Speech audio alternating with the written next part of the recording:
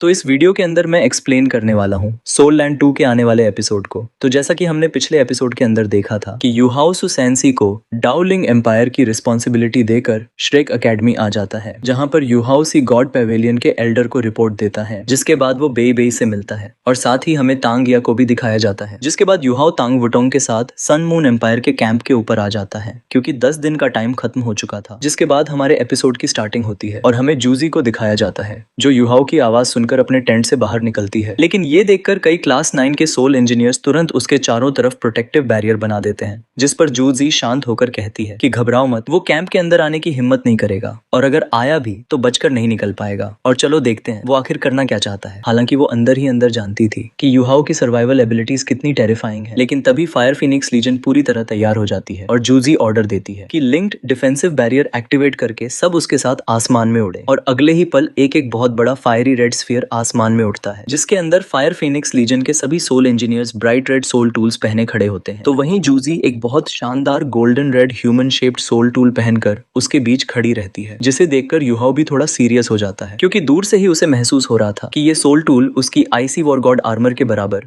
बल्कि कुछ मामलों में उससे भी बेहतर हो सकता है, क्योंकि जूजी कम कल्टीवेशन होने के बावजूद इसे आसानी से इस्तेमाल कर पा रही थी। लेकिन तभी युहाओ अचानक आसमान में दोबारा दिखाई देता है और उसके सामने मौजूद हजारों सोल टूल्स एक बार फिर उसे लॉक कर लेते हैं। लेकिन अगले ही पल सभी हैरान रह जाते हैं, क्योंकि वो सिर्फ एक इल्यूजन को टारगेट कर रहे होते हैं और असली युहाओ कहीं और मौजूद था और उसकी स्पिरिचुअल इंटरफेरेंस डोमेन और स्पिरिचुअल डिटेक्शन पूरी बैटलफील्ड पर फैली हुई थी, जिसकी वजह से कोई भी अटैक उससे छिप नहीं सकता था। और तभी वो कोल्ड आवाज में पूछता है कि तो तुम सन मून एम्पायर की वॉर गॉड एम्प्रेस हो। लेकिन ये सुनकर तांग वुटोंग उसके पास ही उसकी कमर को जोर से मरोड़ देती है, क्योंकि उसे समझ आ गया था कि युहाओ फिर से एक्टिंग शुरू कर चुका है। तो उधर जूजी कोल्ड निगाहों से कहती है कि हाँ, मैं ही सन मून एम्पायर की एम्प्रेस और इस पूरी आर्मी की कमांडर हूँ, और अच्छा हुआ तुम खुद सामने आ गए, लेकिन अब तुम सरेंडर कर दो। और लगता है श्रेक सिटी भी तुम्हें बचा नहीं पाई। जो सुनकर युहाओ मुस्कुराता है कि और कहता है कि मैं यहाँ अपनी मर्जी से आया हूँ, अब मेरा श्रेक सिटी से कोई संबंध नहीं है, मैं सिर्फ खुद का रिप्रेजेंटेशन करता हूँ, अगर पकड़ सकते हो तो पकड़ कर दिखाओ। जिस पर जूजी कोल्ड आवाज में जवाब देती है कि क्या तुम्हें सच में लगता है कि तुम अकेले 1 लाख सोल्जर्स का सामना कर सकते हो? इसलिए अब तुम्हारे पास सिर्फ 2 ही रास्ते हैं, या तो सरेंडर करो या मर जाओ। जो सुनकर युहाओ हंसने लगता है और कहता है कि सपने देखना बंद करो, तुम्हारे नीचे मौजूद सोल टूल्स मेरे खिलाफ बेकार हैं और आज मैं तुम्हें बताने आया हूँ कि अब से मैं तुम्हारी पूरी आर्मी के लिए एक नाइटमेयर बनूंगा और तुम जहाँ जाओगी मैं वहीं रहूंगा। और शायद तुम्हें मारना आसान ना हो, लेकिन तुम्हारे सबऑर्डिनेट्स को खत्म करना मेरे लिए मुश्किल नहीं होगा, और तुम्हारे डिफेंसिव बैरियर्स पूरी आर्मी को तुम मुझे प्रोटेक्ट नहीं कर सकती हो। जो सुनते ही पूरे सन मून एम्पायर के जनरल्स के चेहरों का रंग उड़ जाता है, क्योंकि वे जानते थे कि युहाओ की स्ट्रेंथ कितनी खतरनाक है, और अगर ऐसा इंसान अपनी पहचान और रिस्पेक्ट की परवाह किए बिना असैसिनेशन शुरू कर दे तो कोई भी सेफ नहीं रहेगा, जिसकी वजह से पूरे कैंप का माहौल भारी हो जाता है। लेकिन तभी जूजी कोल्ड आवाज में कहती है कि कब से श्रेक एकेडमी के स्टूडेंट्स इतने शेमलेस हो गए हैं। जिस पर युहाओ हंसकर कहता है कि ये वॉर है, यहाँ सिर्फ जीत और हार होती है, और तुमने ही मुझे सब कुछ खोने पर मजबूर किया है, और श्रेक एकेडमी ने तो मुझे निकाल दिया, इसलिए मेरे पास रहने और खाने तक की जगह नहीं बची है, तो फिर मैं अपना गुस्सा क्यों ना निकालूं, और जिन लोगों ने मेरी जिंदगी बर्बाद की है वही मेरे टारगेट बनेंगे। जो सुनकर जूजी भी पलटवार करती है और कहती है कि अगर ऐसा है तो सन मून एम्पायर ज्वाइन कर लो, मैं तुम्हारे सारे क्राइम माफ कर सकती हूँ, तुम्हें रॉयल फैमिली का वर्शिप्ड भी बना सकती हूँ, जिसके बाद तुम्हें जो चाहोगे वो मिलेगा। लेकिन ये सुनकर युहाओ जोर जोर से हंसने लगता है और कहता है क्या सच में? तो फिर मैं सोच सकता हूँ, क्योंकि मेरी मांग ज्यादा बड़ी नहीं है और मैंने सुना है कि वॉर गॉड एम्प्रेस काफी खूबसूरत है और मेरी पहले से एक वाइफ है, इसलिए मैं तुमसे शादी तो नहीं कर सकता हूँ, लेकिन तुम मेरी कॉन्क्यूबाइन तो बन ही सकती हो। जो सुनते ही जूजी का चेहरा गुस्से से भर जाता है और पूरे सन मून एम्पायर में हंगामा मच जाता है, क्योंकि ये सिर्फ जूजी का नहीं बल्कि पूरे सन मून एम्पायर की इंसल्ट थी, जिसकी वजह से फायर फिनिक्स लीजन के सभी सोल इंजीनियर्स गुस्से से भर जाते हैं, और अगर जूजी ने उन्हें रोका नहीं होता तो वे उसी समय युहाओ पर अटैक कर चुके होते। तो वही सन मून एम्पायर के सारे जनरल्स और सोल इंजीनियर्स गुस्से से भरे हुए होते हैं, लेकिन उन्हें बिल्कुल भी अंदाजा नहीं था कि इस समय सबसे ज्यादा कॉन्फ्लिक्टेड जूजी खुद है, क्योंकि उसके मन में एक ही बात चल रही थी कि युहाओ तुम कितने बड़े बास्टर्ड हो, और ऐसी बातें सबके सामने बोलने की क्या जरूरत थी, और अगर तुम मुझसे ये बात अकेले में कहते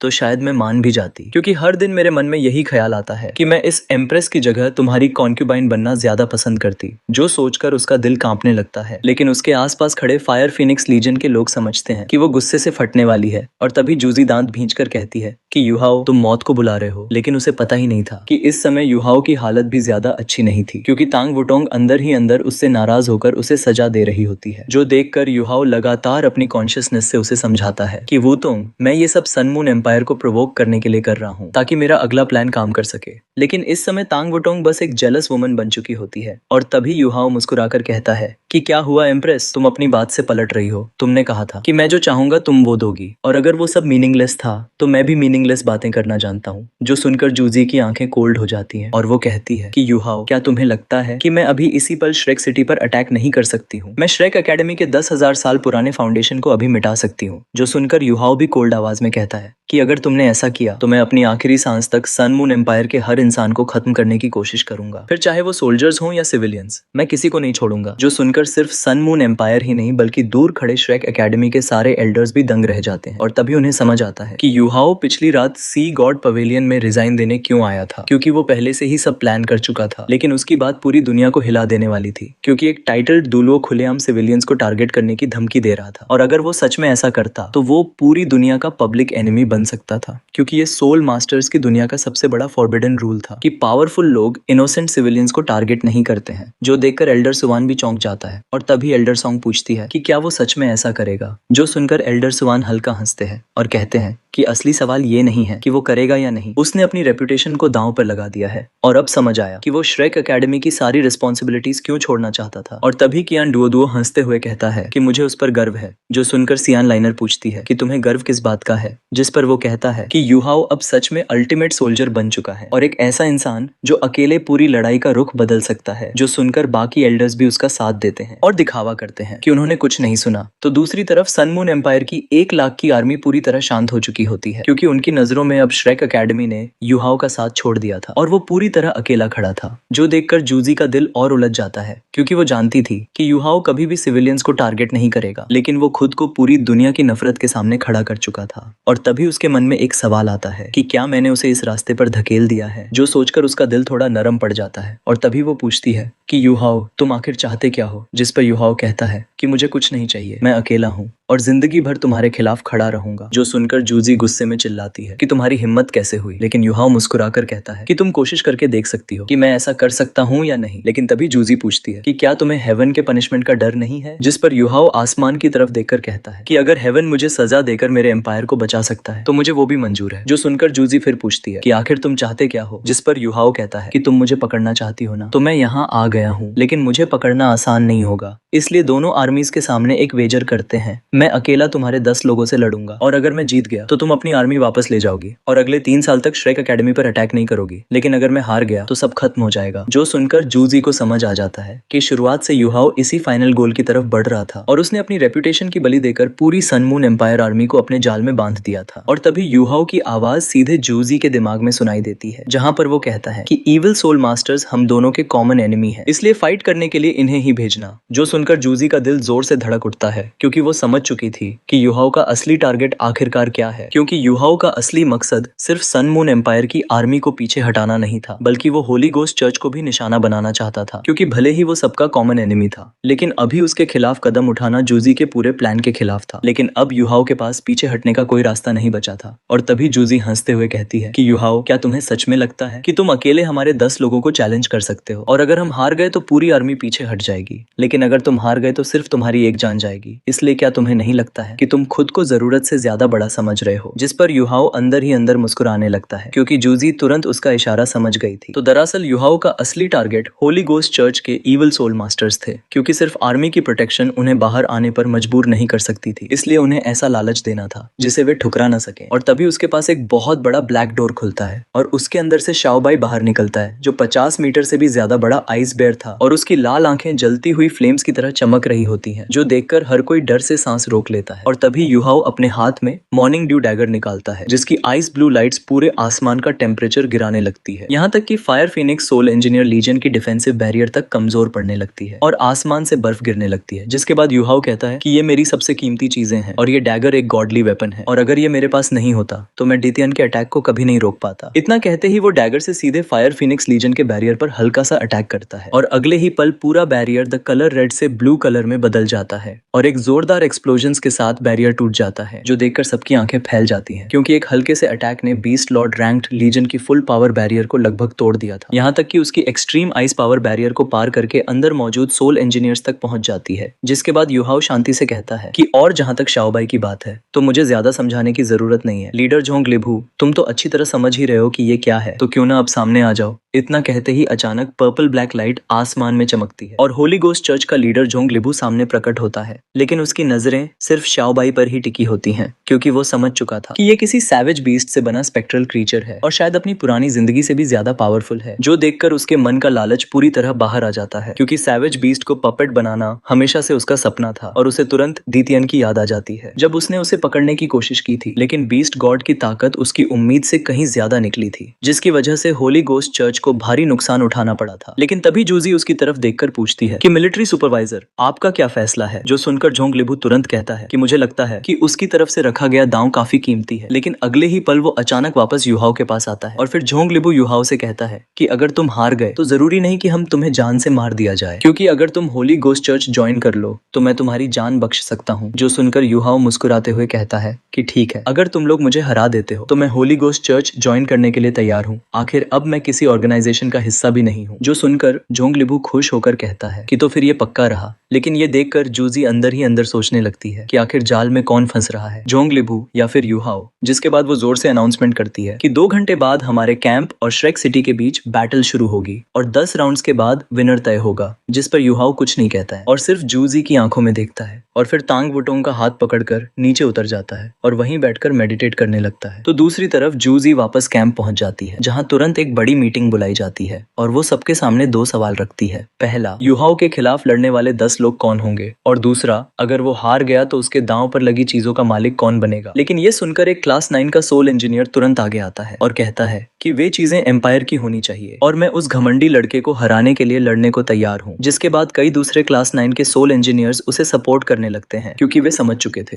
कि जोंग लिबू की नजर शाओबाई पर है और वो किसी भी हालत में उसे होली गोस्ट चर्च के हाथों में नहीं जाने देना चाहते थे, जिसकी वजह से सन मून एम्पायर के अंदर ही एक नई खींचतान शुरू हो जाती है। जिसके बाद जूजी जोंग लिबू की तरफ देखकर पूछती है कि मिलिट्री सुपरवाइजर, इस बारे में आपका क्या कहना है। जिस पर जोंग लिबू कहता है कि लॉजिक के हिसाब से वॉर के अंदर मिलने वाले ट्रेजर एम्पायर को ही मिलने चाहिए। लेकिन जिसके बाद वो क्लास 9 के सोल इंजीनियर्स को कोल्ड नजरों से घूरता है, जो देखकर वे लोग भी अनकंफर्टेबल हो जाते हैं, क्योंकि होली गोस्ट चर्च के लीडर से हर कोई थोड़ा डरता था। लेकिन तभी वो कहता है कि हालांकि युहाओ इतनी बड़ी चुनौती दे रहा है तो उसके पास जरूर कोई खास ट्रम्प कार्ड होगा और वो खुद को छिपाने में एक्सपर्ट है और उसकी फाइटिंग एबिलिटी भी बहुत खतरनाक है और सोल टूल्स के अटैक से बचकर निकलना उसके लिए बच्चों का काम है। इसलिए सोल इंजीनियर्स की बजाय सोल मास्टर्स का उससे लड़ना बेहतर रहेगा। और जहां तक उन 2 ट्रेजर्स की बात है तो आइस डैगर एम्पायर को दिया जाएगा, लेकिन स्पेक्ट्रल क्रीचर सिर्फ होली गोस्ट चर्च को ही मिलेगा। जो सुनकर एल्डरसू तुरंत खड़ा होकर कहता है कि तो क्या मिलिट्री सुपरवाइजर खुद ही वॉर से मिलने वाले ट्रेजर अपने पास रखना चाहते हैं। जो सुनकर जोंग लिबू खड़ा हो जाता है और कहता है कि वो मुझे फोकट में ही नहीं मिल रहा है और तुम सब अपनी जान से प्यार करते हो और कोई भी युहाओ से लाइफ एंड डेथ फाइट नहीं करना चाहता है। इसलिए होली गोस्ट चर्च ही इस बैटल में हिस्सा लेगा और अगर हम जीत गए तो एक आइटम हमारा होगा। और क्या ये सही नहीं है मार्शल। जिस पर जूजी अंदर ही अंदर सोचने लगती है कि युहाओ, लगता है सब कुछ तुम्हारे प्लान के मुताबिक ही हो रहा है। तुमने पहले से जोंग लिबू की हर चाल का अंदाजा लगा लिया था और तभी तुमने स्पेक्ट्रल क्रीचर दिखाकर उसे फंसा लिया है। जो सोचकर जूजी कहती है कि ठीक है, ये रिस्पॉन्सिबिलिटी मैं आपको सौंपती हूँ, लेकिन ये बैटल हमारी आर्मी के सम्मान से जुड़ी है, इसलिए इसमें हारने की कोई गुंजाइश नहीं है। मिलिट्री सुपरवाइजर, तो क्या आप ऑफिशियल मिलिट्री ऑर्डर लेने के लिए तैयार है। जो सुनकर जोंग लिबू चौंक जाता है, क्योंकि इसका मतलब था कि हारने पर उसे मिलिट्री लॉ के तहत सजा मिलेगी, लेकिन उसे अपने ऊपर पूरा भरोसा था, इसलिए वो तुरंत ऑर्डर एक्सेप्ट कर लेता है और कहता है कि अगर मैं युहाओ को हराने में असफल रहा तो मिलिट्री लॉ की सजा एक्सेप्ट करूंगा। जिसके बाद वो ऑर्डर पर सिग्नेचर कर देता है। जो देखकर जूजी मुस्कुराकर कहती है कि तो फिर मैं आपकी जीत की कामना करती हूँ। लेकिन ये सुनकर जोंग लिबू गुस्से में होली गोस्ट चर्च के सभी इविल सोल मास्टर्स को लेकर वहां से चला जाता है और उसके जाते ही एल्डरसू और बाकी क्लास 9 के सोल इंजीनियर्स तुरंत जूजी के पास आ जाते हैं। तो वही एल्डरसू चिंता से कहता है कि मार्शल, क्या आप हम सच में उन इविल सोल मास्टर्स को युहाओ से बैटल करने देगी, क्योंकि अगर वो स्पेक्ट्रल क्रीचर जोंग लिबू के हाथ लग गया तो होली गोस्ट चर्च और भी खतरनाक बन जाएगा। जो सुनकर जूजी शांत आवाज में कहती है कि युहाओ युहाओ बहुत इंटेलिजेंट है। वो सी गॉड पवेलियन का एयर और मू एन का डिसाइपल है। और क्या तुम्हें लगता है कि वो जानबूझकर सुसाइड करने जाएगा? उससे बात करके मुझे साफ महसूस हुआ था कि उसके अंदर कॉन्फिडेंस है, इसलिए उसके पास जरूर कोई हिडन प्लान है। और अगर जोंगलिबू इतना एक्साइटेड है तो उसे कोशिश करने देने में कोई नुकसान नहीं है, क्योंकि अगर वो हार गया तो हम दूसरा तरीका निकाल लेंगे, और अगर वो जीत गया तो भी कुछ सोच लेंगे। जो सुनकर सारे सोल इंजीनियर शांत हो जाते हैं। तो दूसरी तरफ युहाओ मैदान में शांत बैठा हुआ होता है और उसकी सोल पावर लगातार घूम रही होती है, लेकिन उसके पास खड़ी तांग वुटोंग तक उसे महसूस नहीं कर पा रही होती है। और इसकी वजह उसके 2 सोल कोर्स थे, क्योंकि वो अपनी सारी पावर को छोटे स्पाइरल्स में कंप्रेस करके पूरी तरह कंट्रोल कर चुका था। और यही कारण था कि जोंगलिबू भी उसकी असली स्ट्रेंथ का अंदाजा नहीं लगा पाया था। हालांकि युहाओ अभी भी ट्रांसेंडेंट डोलुओ नहीं बना था, लेकिन उसके ट्विन मार्शल सोल्स, दूसरा सोल कोर और रैंक 93 की सोल पावर उसे बाकी सभी रैंक 93 के टाइटल्ड डुलुओं से कहीं ज्यादा खतरनाक बना चुके थे। तो वहीं उसकी बॉडी पर आईसी वॉर गॉड आर्मर भी मौजूद होता है, जिसकी वजह से उसके आसपास का माहौल हॉरर हद तक शांत दिखाई दे रहा होता है, क्योंकि अब युहाओ दुनिया का पहला इंसान बनने जा रहा था जो अकेला 10 लोगों के खिलाफ बैटल करने वाला था। और ऊपर श्रेक सिटी की दीवारों पर सी गॉड पवेलियन के एल्डर्स और टैंक सेक्ट के मेंबर भी खड़े थे। और तभी तांग्या चिंता से पूछती है कि बेबे, क्या युहाओ सच में ये कर पाएगा? जो सुनकर बेबे बिना झिझक कहता है कि वो जरूर कर पाएगा, क्योंकि अगर उसने ये चैलेंज दिया है तो उसके पास जीतने का तरीका भी होगा। और वो ये सब सन मून एम्पायर की आर्मी को पीछे हटाने और कुछ बड़े दुश्मनों को खत्म करने के लिए कर रहा है। लेकिन ये सुनकर भी तांग्या की चिंता कम नहीं होती है। और तभी एल्डर सुवान उनकी तरफ मुड़कर कहता है कि तुम सही कह रही हो। वो जानबूझकर खुद को मौत के दरवाजे तक ले जा रहा है ताकि वहां से और ज्यादा पावरफुल बनकर लौट सके। और उसका टारगेट सिर्फ जीतना ही नहीं बल्कि अपनी कल्टीवेशन बढ़ाना भी है। और अगर वो इस बैटल को जीत गया तो वो शायद सीधे ट्रांसेंडेंट डोलुओ बनने के बेहद करीब पहुंच जाएगा। और यही वजह है कि उसने ये इम्पॉसिबल लगने वाली फाइट चुनी है। लेकिन अब इसी के साथ हमारा यह एपिसोड यहीं पर खत्म हो जाता है। और हाँ भाई लोग, चैनल को सब्सक्राइब जरूर से कर देना।